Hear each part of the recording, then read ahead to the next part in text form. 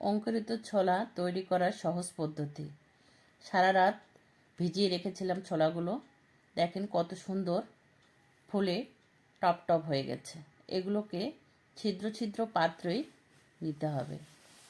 সবগুলো এরকম করে ভালো করে ধুয়ে নিতে হবে। আরও একটু দিব। আর এগুলো রান্না করব, এটা জল ঝরাতে দিতে হবে। শুকিয়ে যাবে, জল থাকবে না, একদম জল থাকবে না। তখন আমি একটা সুতি কাপড় নিয়েছি। এই সুতি কাপড়ে এটাকে ভালো করে বাঁধতে হবে, পুটলি বাঁধতে হবে। দেখেন কত সুন্দর, না হলে পড়ে যাবে। ভালো করে বাঁধতে হবে, একদম ভালো করে আমার বাঁধা হয়ে গেছে। এখন আমি একটা কলে ঝুলিয়ে রেখেছি।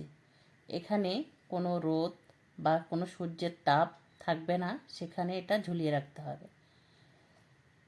এখন সারাদিনে 2 থেকে 3 বার জল ছিটাতে হবে হালকা করে। বেশি জল দেওয়া যাবে না, পচে যেতে পারে।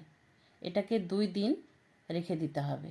2 দিন পরে খুলেছি, দেখেন কত সুন্দর অঙ্কুর বেরিয়েছে।